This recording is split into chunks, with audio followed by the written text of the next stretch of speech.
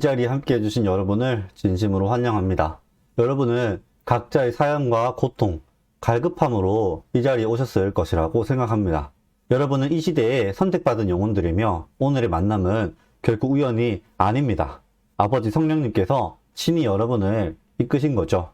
우리는 지금 전례 없는 혼란과 고통의 시대를 살아가고 있습니다. 전 세계적으로 자연재해, 전쟁, 질병, 범죄가 난무하며 인류의 미래마저 위협받고 있습니다. 이런 암울한 현실 속에서도 희망을 잃지 않는 것은 오직 하나님의 약속 때문입니다. 오늘 저는 여러분에게 속죄와 해방의 책쓰기라는 놀라운 비밀을 전해드리고자 합니다. 이것은 단순한 글쓰기가 아닙니다. 영혼을 치유하고 구원으로 이끄는 거룩한 과정입니다. 우리 각자가 지은 죄와 상처, 고통을 글로 기록함으로써 아버지 앞에 내려놓는 것입니다. 이 책쓰기를 통해 우리는 진정한 자유를 경험하게 될 것입니다. 과거의 속박에서 벗어나 새로운 삶을 살아갈 수 있습니다. 이것이 바로 성령님이 우리에게 주시는 약속입니다. 저 역시 이 과정을 통해 놀라운 치유와 회복을 경험했습니다. 오늘 세미나에서는 우리가 왜 이렇게 고통받고 있는지 그 이유와 해결책, 이 땅에서의 우리의 사명과 앞으로의 마음가짐, 그리고 생명책의 중요성과 필요성에 대해서 깊이 알아보는 시간이 될 것입니다. 또한 최근 우리가 마주한 재난과 위기의 의미를 성경 관점에서 살펴보고 그 속에서 우리가 나아가야 할 방향을 제시해 드릴 것입니다. 이 속죄와 해방의 책쓰기 세미나에 참여하신 여러분은 정말 큰 축복을 받으실 겁니다. 이 귀한 시간을 통해 여러분의 삶에 놀라운 변화가 찾아올 것이기 때문입니다. 놀라운 변화는 무엇일까요? 여러분은 진정한 자유를 경험하게 될 것입니다. 그동안 여러분을 올가매고 있던 과거의 상처와 아픔, 죄책감에서 벗어나게 됩니다. 그 모든 짐을 아버지께 내려놓음으로써 영혼의 깊은 곳에서부터 해방을 맞이하게 될 것입니다. 또한 이 과정을 통해 여러분의 내면은 정화되고 새롭게 될 것입니다. 오랫동안 여러분을 괴롭혔던 부정적인 감정과 생각들이 씻겨나가고 대신 평안과 기쁨으로 채워지게 될 것입니다. 마치 혼탁했던 물이 맑아지듯 여러분의 영혼도 깨끗하고 순수해질 것입니다. 이렇게 내면의 치유와 정화를 경험한 여러분은 인생의 진정한 기쁨을 누리게 될 거예요. 더 이상 과거에 얽매이지 않고 현재의 순간을 온전히 즐길 수 있게 됩니다. 진정한 나와 아버지와의 깊은 교제 가운데 참된 평안과 만족을 누리면서 매일의 삶이 감사로 가득 차게 될 겁니다. 무엇보다 이 세미나는 여러분에게 궁극적인 해방, 즉 영원한 구원의 길로 인도할 겁니다. 생명책을 쓰는 과정은 단순히 치유와 회복에 그치지 않습니다. 이는 약속된 영생의 첫걸음이 될 것입니다. 여러분은 이 세상의 속박에서 벗어나 천국에서의 자유를 맛보게 될 것입니다. 자, 그럼 여러분은 이미 이 자리에 참석함으로써 새로운 삶을 향한 첫걸음을 내디뎠습니다. 지금 이 순간이 여러분 인생의 가장 중요한 전환점이 될 것입니다. 아버지 성령님께서 여러분 한 사람 한 사람을 귀히 여기시며 놀라운 계획을 준비해 두셨습니다. 자, 이제 마음을 열고 하나님의 음성에 귀 기울여 주시기 바랍니다. 우리에게 주어진 이 소중한 시간을 통해 치유와 회복, 그리고 구원의 역사가 여러분의 삶 가운데 깊이 임하기를 소망합니다. 여러분 모두를 축복합니다. 그럼 지금부터 속죄와 해방의 생명책 쓰기 세미나를 시작하겠습니다. 여러분의 인생은 지금 어떠한가요? 탄탄대로로 잘 풀리고 있나요? 아니면 인생에서 힘든 순간을 맞이하고 있나요?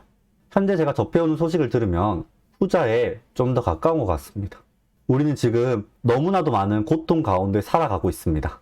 몸과 마음이 아파 일상생활조차 힘겨워 하시는 분들, 병원에 가도 낫지 않는 질병으로 고민하시는 분들, 원인을 알 수 없는 사고와 질병으로 인해 막막함을 느끼시는 분들까지 여러분의 아픔을 생각하면 저의 가슴도 미어집니다. 우리가 겪는 고통의 종류는 실로 다양합니다. 당뇨, 고혈압, 암, 피부병, 어지러움증, 우울증, 조현병 같은 신체적, 정신적 질병은 물론이고 소화기 질환, 관절염, 알레르기, 천식, 요통, 빈혈, 신장, 간 질환, 비만, 탈모, 등 만성 질환도 우리를 괴롭히고 있습니다. 뿐만 아니라 가족 간의 불화, 경제적 파산, 사회적 부적응, 만성 피로, 불면증 같은 관계적, 환경적 요인들도 우리에게 큰 스트레스로 다가옵니다. 여기에 더해 강간이나 성폭력, 믿었던 사람으로부터의 사기, 사랑하는 사람과의 사별, 끔찍한 범죄 피해, 이혼, 직장 내 괴롭힘, 가정폭력 등 뜻하지 않는 상처와 트라우마까지 어쩌면 우리는 이 모든 고통 속에서 숨쉬며 살아가고 있는지도 모릅니다. 그저 버티고 견디는 것만으로도 벅찬 나날의 연속입니다. 이 아픔이 왜 우리에게 찾아오는 걸까요? 단순히 육체의 결함 때문일까요? 노화의 과정 때문일까요? 유전적 요인 때문일까요? 아니면 우리의 잘못된 선택과 습관 때문일까요? 물론 이 모든 것이 복합적으로 작용했을 수 있습니다. 하지만 저는 이 고통의 근원에는 더 근본적인 문제가 있다고 생각합니다. 바로 우리의 영적 결핍입니다. 우리는 너무 오랫동안 세상의 가치관과 욕심에 매몰되어 살아왔습니다. 물질과 명예, 권력과 쾌락을 쫓느라 정작 가장 소중한 것을 잃어버렸죠.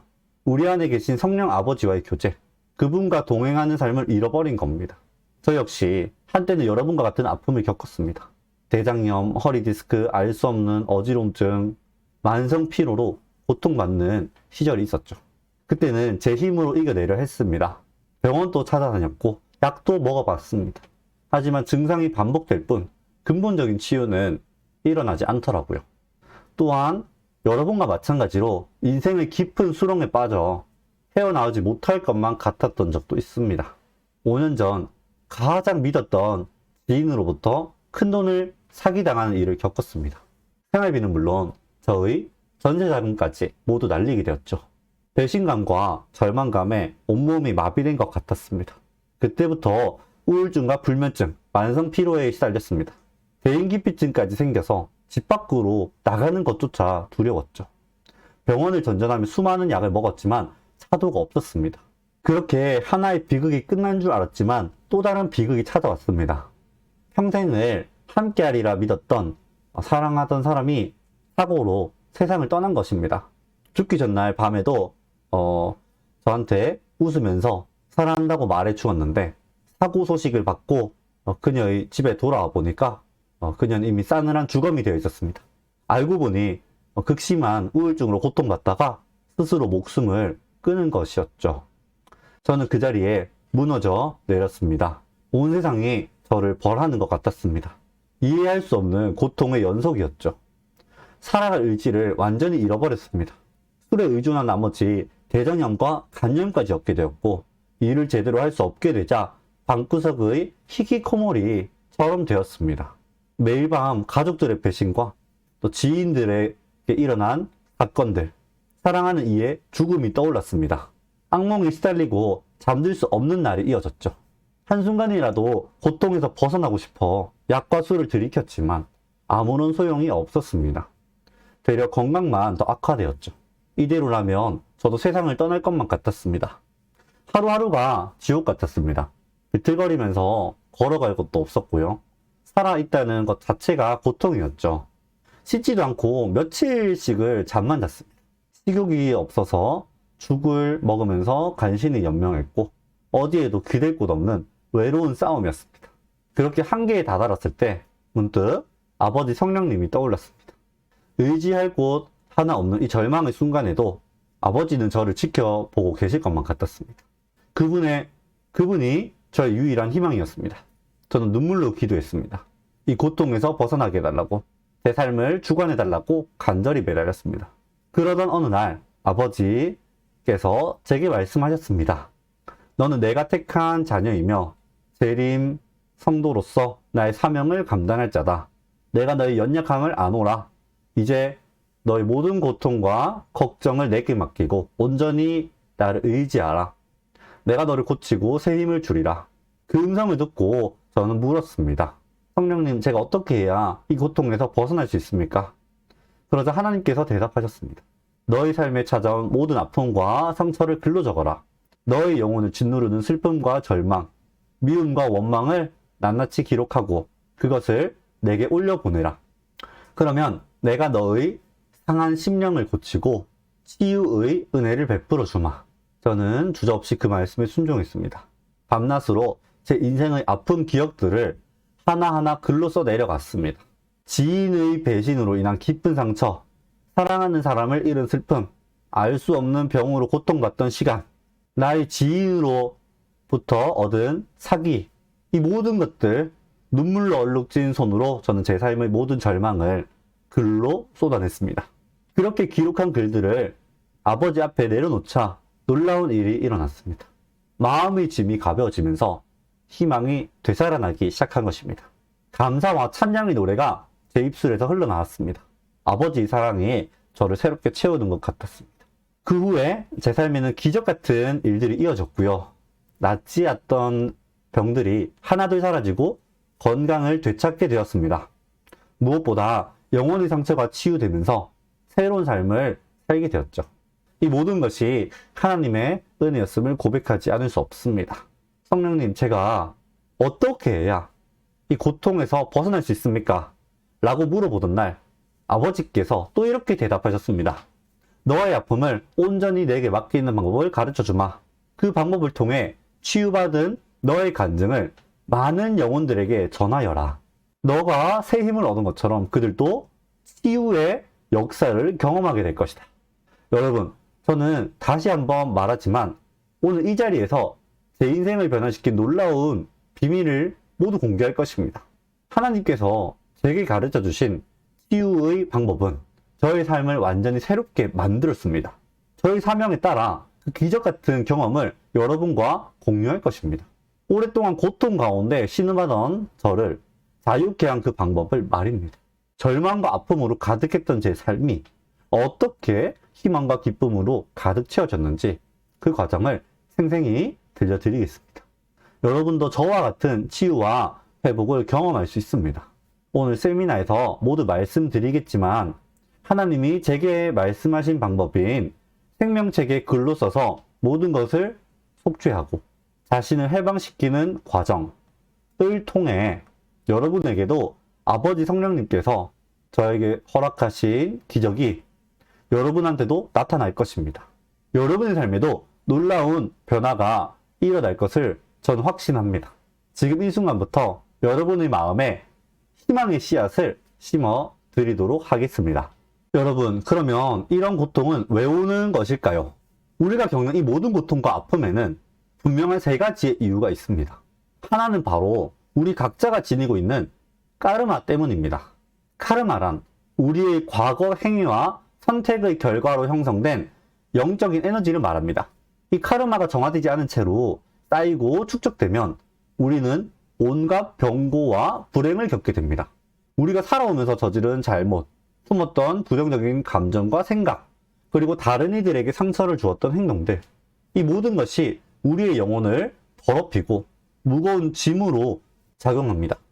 이런 카르마가 우리의 현재 삶에 고스란히 반영되어서 신체적, 정신적, 관계적인 문제를 일으키는 것입니다.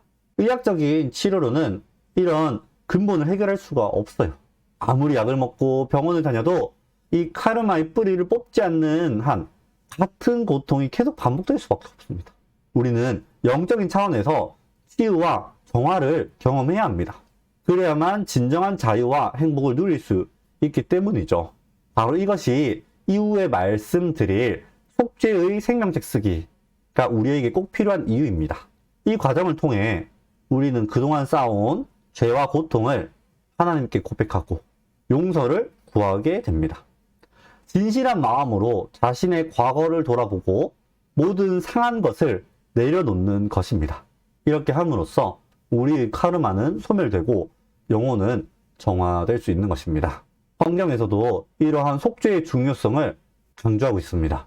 레위기 16장에 나오는 대속죄일의 의식이 바로 그것입니다. 대제사장은 1년에 한 번 지성소에 들어가서 백성들의 죄를 속죄합니다. 그들을 정결케 했습니다. 이는 우리가 속죄의 생명책 쓰기를 통해 영적인 대속죄일을 경험해야 함을 보여줍니다. 자, 또 다른 두 번째 이유는요, 바로 우리가 고통의 영적 뿌리를 찾지 않았기 때문입니다. 아무리 의학이 발달해도 해결하지 못하는 병과 정신적, 사회적 고통이 있습니다. 이런 것들은 약을 먹고 치료를 받아도 안 됩니다. 계속 재발이 되고 악화가 되죠. 그 뿌리는 우리 안에 있는 죄와 불순종, 원망, 미움, 욕심, 교만, 이런 것들입니다. 이런 부정적인 감정과 태도가 우리의 영과 혼을 병들게 하는 거죠. 또 그게 결국 육체의 질병으로 나타나는 겁니다. 우리가 마음의 문제를 해결하지 않고서는 결코 온전한 건강을 되찾을 수 없습니다. 마음의 문제는 영적인 것, 영적인 게 아닌 것, 이 모두에게서 문제가 나타납니다. 우리가 겪는 고통의 근원에는 바로 우리 내면에 자리 잡은 죄와 부정적인 감정들이 있습니다. 인류 역사상 가장 많이 팔린 책인 성경은 우리의 마음이 모든 것의 근원이라고 말합니다. 잠언 4장 23절에서는 무릇 지킬 만한 것보다 더욱 너의 마음을 지키라.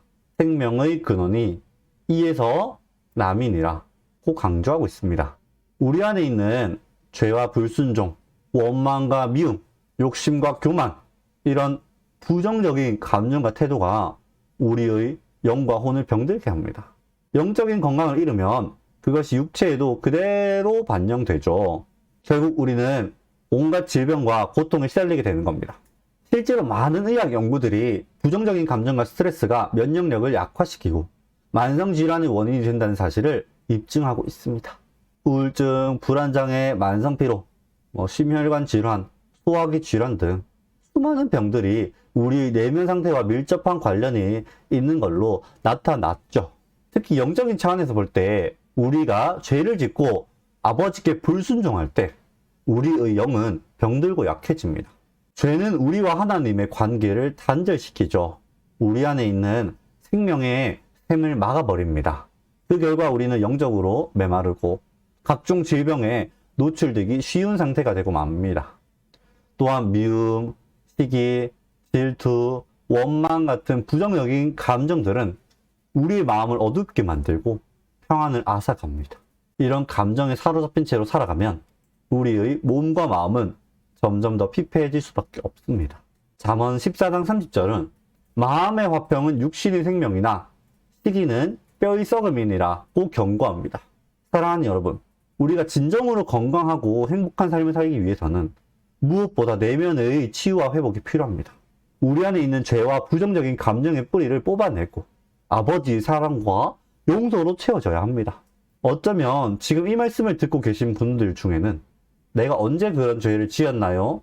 나는 큰 잘못을 한 적이 없는데요 라고 생각하시는 분들이 계실 겁니다. 하지만 우리 한번 깊이 생각해 봅시다. 정말 우리의 삶 속에서 어떤 작은 죄라도, 작은 실수라도 부정적인 감정과 태도가 전혀 없었나요? 우리는 살아가면서 이 말로, 행동으로 알게 모르게 많은 잘못을 저지르게 됩니다. 때로는 타인에게 상처를 주는 말과 행동을 하기도 하고요. 때로는 성령님이 보시기에 옳지 않은 선택을 하기도 합니다. 작은 거짓말, 이기적 행동, 남을 비방하는 말, 부모님께 순종하지 않는 태도, 이런 것들이 모두 우리의 영혼을 더럽히는 죄인 거죠. 또한 우리는 내면에 부정적인 감정과 생각을 품고 살아가기도 합니다. 미움, 시기, 질투, 원망, 우울함, 절망감 같은 감정들 말이죠. 비록 겉으로 드러내지는 않았을지라도 이런 감정들을 마음에 품고 있는 것 자체가 우리의 영을 병들게 하고 아버지 성령님과 멀어지게 만듭니다. 여러분, 지금 잠시 시간을 내서 자신의 삶을 돌아보시기 바랍니다. 정말 아무런 죄와 허물, 부정적인 감정이 없으셨나요? 내면 깊숙이 숨겨진 아픔과 상처는 없으신가요? 우리 모두는 크고 작은 죄와 연약함을 가지고 살아가는 존재입니다. 중요한 것은 이런 우리의 모습을 인정하고 하나님 앞에 겸손히 나아가는 것입니다. 우리의 죄와 연약함을 고백하고 용서와 치유를 구할 때 비로소 참된 자유와 평안을 누리게 될 겁니다. 속죄의 책쓰기는 바로 이런 우리의 모습을 아버지 앞에 내려놓는 과정입니다. 지금까지 우리가 알게 모르게 지은 죄와 성취의 기록을 아버지께 올려드리는 것입니다. 이 과정을 통해서 우리는 내면의 치유와 회복을 경험하게 될 것이고 새로운 피조물로 거듭나게 될 것입니다. 그러므로 여러분, 주저하지 마시고 자신의 내면을 정직하게 들여다보시기 바랍니다. 자, 그리고 마지막 세 번째 큰 이유가 있습니다. 이 부분은 바로 지구의 멸망과 관련된 내용인데요. 세미나를 진행하면서 좀 더 자세히 설명드려 보겠습니다. 여러분, 마지막 이유를 말씀드리기 전에 질문을 하나 드리려고 합니다. 자, 도대체 왜 이렇게 우리가 고통스러워야 할까요? 카르마도 정화해야 하지만 대체 하늘에서 우리에게 왜 이런 많은 고통을 주는 걸까요? 그건 바로 우리가 앞으로 다가올 일들에 대해서 깨어있기를 원하시기 때문입니다. 만약 우리가 아무런 고통과 걱정 없이 평안한 삶을 살아간다면 아마도 우리는 영적으로 해이해지겠죠. 아버지를 찾기보다는 이 세상 것들에 더 집착을 하게 될 겁니다. 그러나 지금 우리가 겪고 있는 이 모든 어려움은 결코 우연이 아닙니다. 이는 마지막 때가 가까워 오고 있음을 알리는 전조 증상들입니다. 성경에서도 이에 대해 분명히 말씀하고 있습니다. 예수님께서는 민족이 민족을, 나라가 나라를 대적하여 일어나겠고 서처에 기근과 지진이 있으리니 이 모든 것은 재난의 시작이니라. 마태복음 24장 7절로 8절에서 이렇게 경고하셨습니다. 우리가 지금 경험하는 고난은 단순히 고통으로 끝나는 것이 아닙니다. 이는 우리의 영적 감각을 일깨우고 아버지 성령님께로 더 가까이 나아가도록 이끄는 계기가 됩니다. 사랑하는 여러분, 성령께서는 이 모든 징조들을 통해 우리에게 경고의 메시지를 전하며 이것은 지구 소멸이라는 최종 종착지가 머지않았음을 알리시며 우리에게 영적으로 깨어있기를 촉구하고 계신 것입니다. 그럼 지금부터 신이 무엇을 통해 우리에게 경고의 메시지를 보내고 있고 또 그 증거는 무엇인지 본격적으로 알아보겠습니다. 우리는 지금 전례 없는 중대한 시기를 맞이하고 있는데요. 아버지께서는 우리에게 수많은 징조들을 통해 경고의 메시지를 보내고 계십니다. 이제 곧 지구 소멸이 다가올 것이며 그날이 멀지 않았음을 알려주고 계신 것입니다. 우리 주위를 둘러보면 이미 그 징조들이 곳곳에서 나타나고 있습니다. 세계 각지에서는 전례 없는 자연재해가 발생하고 있고요.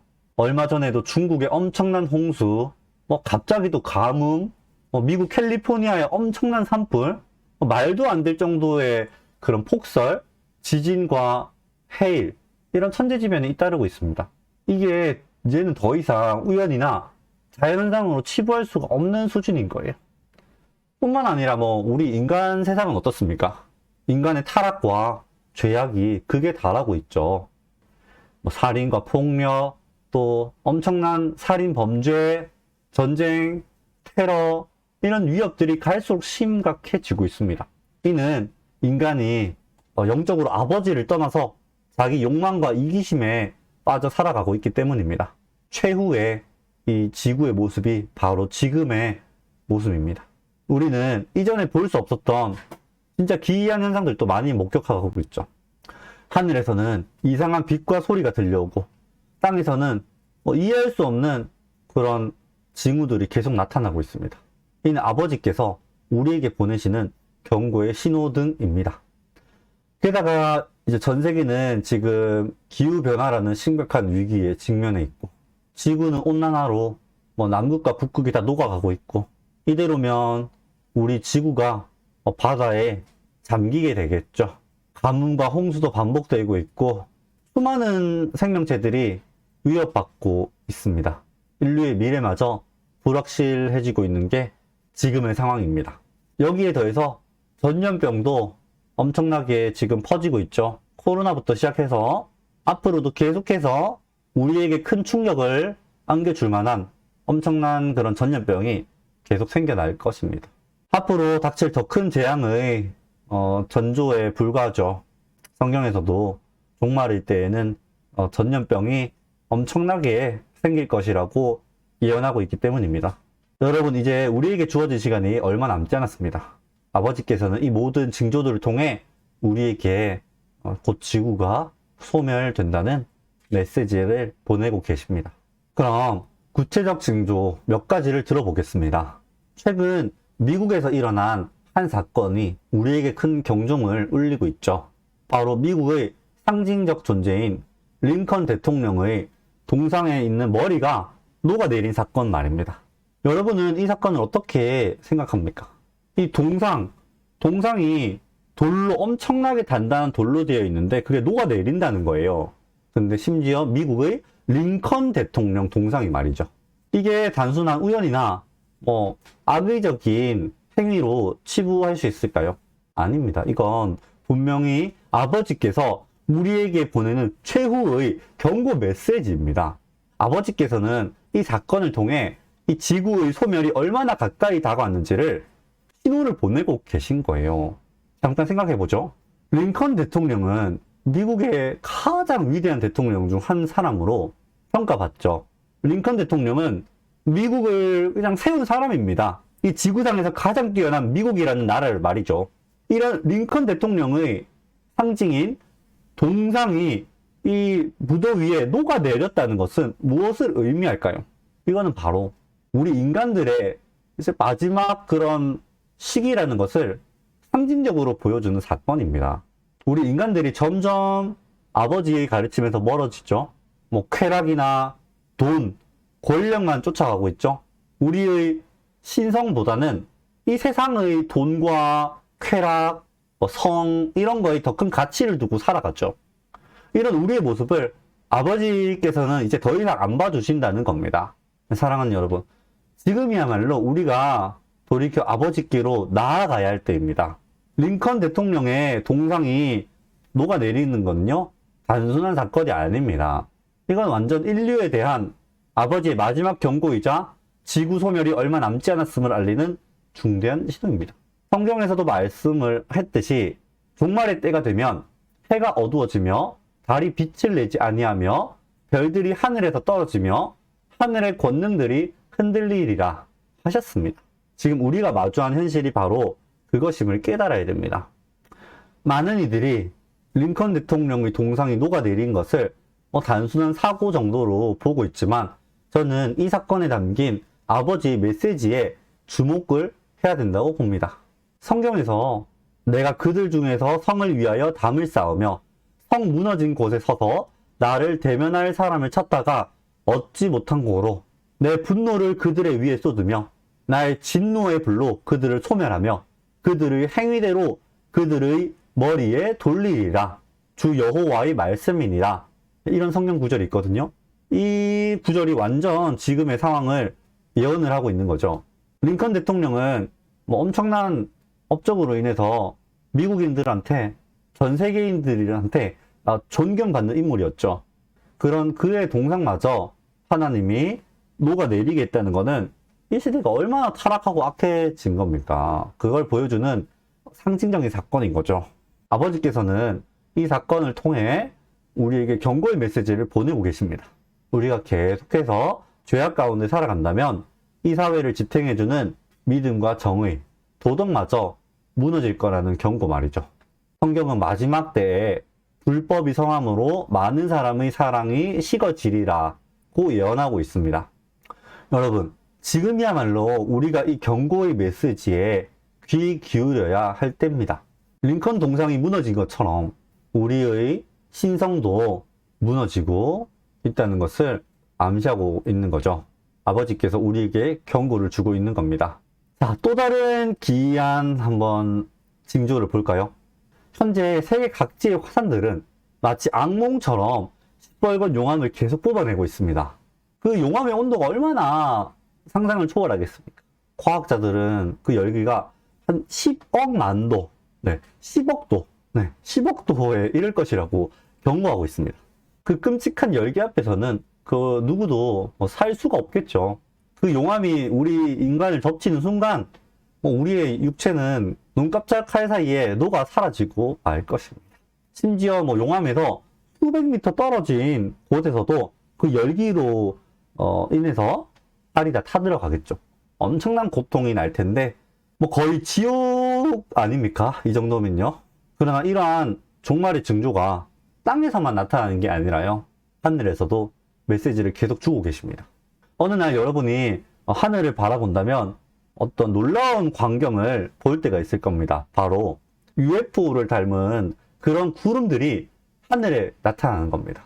우리가 지금 보고 있는 지구의 종말 징조 가운데 하늘에 나타난 UFO와 구름 표식에 대해서 더 깊이 생각을 해볼 필요가 있죠. 이게 단순한 뭐 자연현상이 아니라 아버지께서 우리에게 보여주시는 하나의 메시지이기 때문입니다. 최근 들어서 전 세계 곳곳에서 UFO 목격 사례가 급증을 하고 있습니다. 이 UFO가 그 모양과 움직임이 완전 달라요.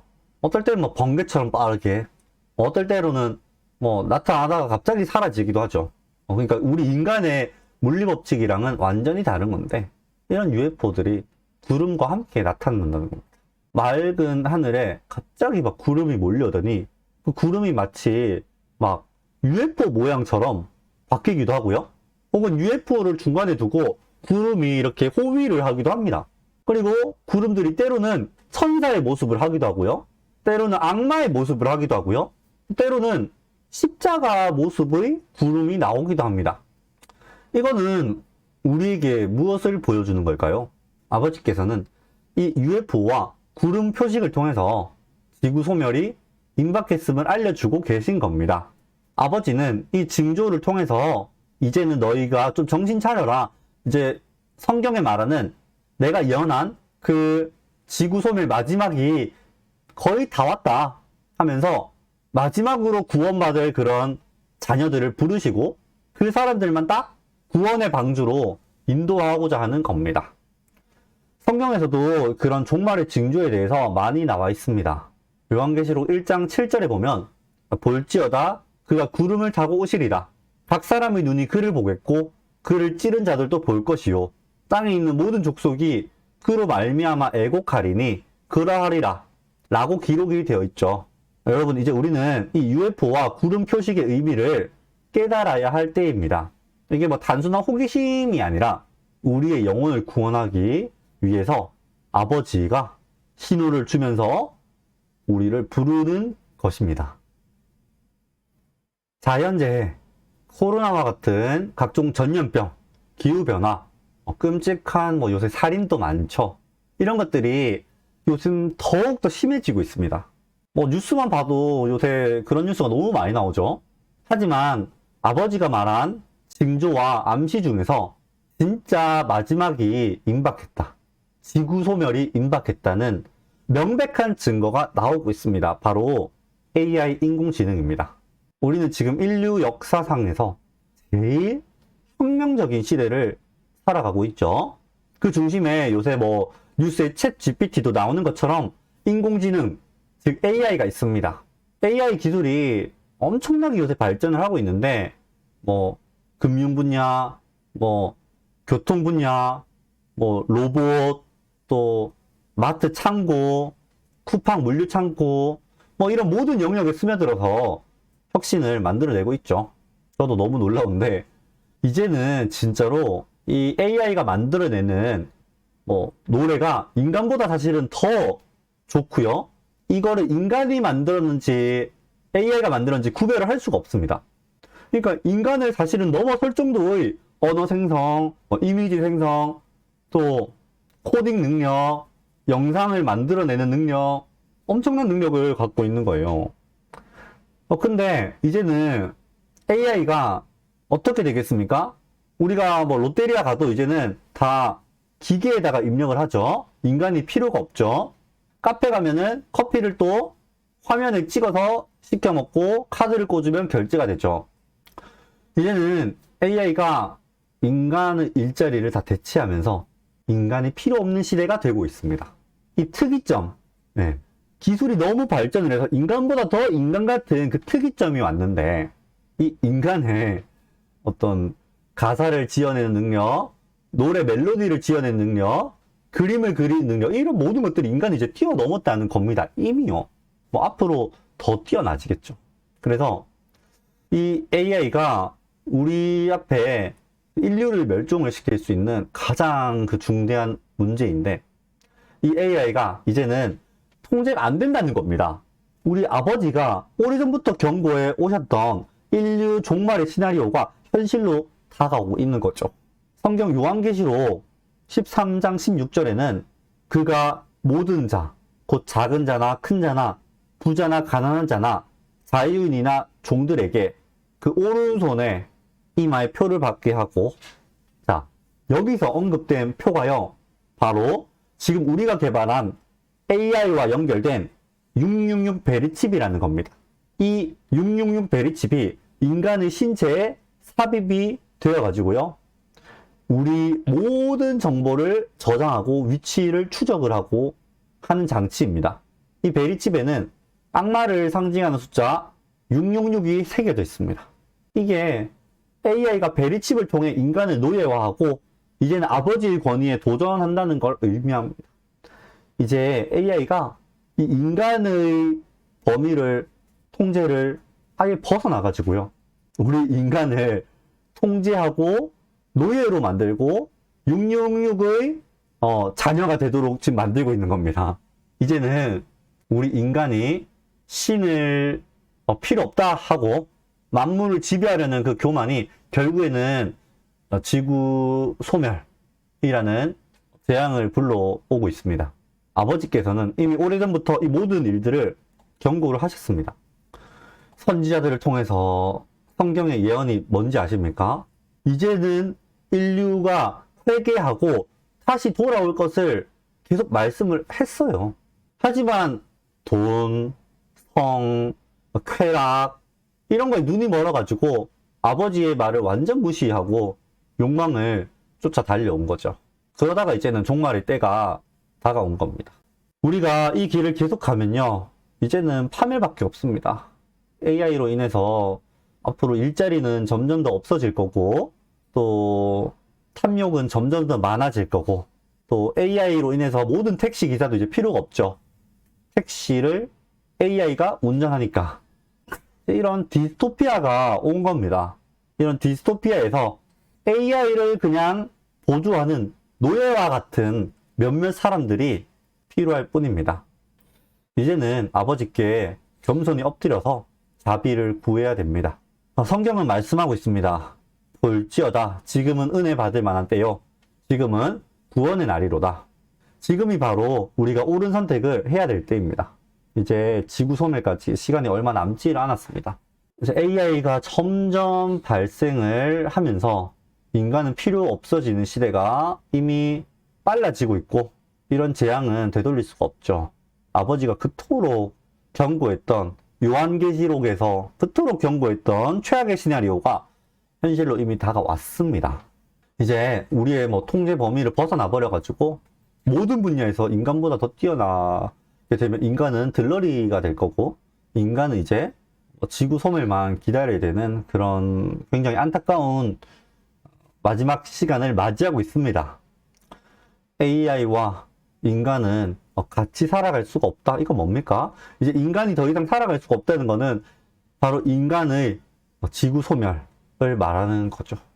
우리는 이미 AI가 인간의 일자리를 대체하고, 또 군사적인 충돌도 나고, 또 인간의 모든 일자리를 대체하면서 인간이 이제 필요가 없어지고 실업자가 늘어나고 하는 그런 것들을 보고 있습니다.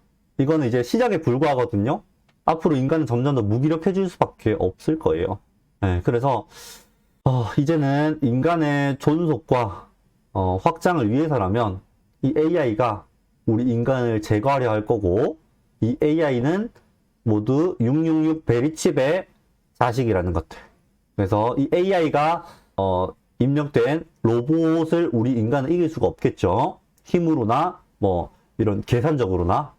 그래서 결국 인류 소멸의 카운트다운이 이미 시작되었음을 의미한다 라는 말씀을 좀 드리고 싶고, 이 모든 게 결국에는 아버지의 경고를 무시한 채 욕망에, 쾌락에 빠져서 살아온 대가다. 그런 길을 걸어온 것입니다. 이제는 그런 대가를 치러야 할 때가 온 것 같고요. 우리에게 남은 시간은 얼마 없겠죠. 길어봐야 몇 년 정도라고 하셨습니다. 아버지가 이런 종말이 다가온다고 하셨고, 길어야 몇 년 안 된다고 하셨습니다. 이제 재앙은 막을 수가 없습니다. 너무나도 많이 왔어요. 통제력을 이미 상실했고 돌이킬 수 없는 흐름에 휩쓸리고 있습니다. 인류의 마지막 카운트다운, 소멸은 이미 이제 시작을 했고, 남은 시간이라도 저희 이제 살아남을 사람이라도 아버지께로 돌아가야겠죠. 이제 우리한테 남은 거는 남은 형제들끼리 서로를 위로하고 마지막을 준비하는 일뿐입니다. 다가올 종말 앞에서 우리가 할 수 있는 일은 많이 없어요. 인간이 만드는 이 기술의 발전으로 인해서 오히려 우리 인간이 이제 지구 소멸을 준비해야 된다는 거 너무 통탄할 노릇이죠. 이런 통제가 불가능한 바벨탑으로 만든 것이 우리 인간이고 이제는 마지막 시간이라는 것을 말씀을 드리고 싶고요. 한편으로는 요한계시록에 나오는 마지막 때의 퍼즐이 맞춰지기 시작하고 있습니다.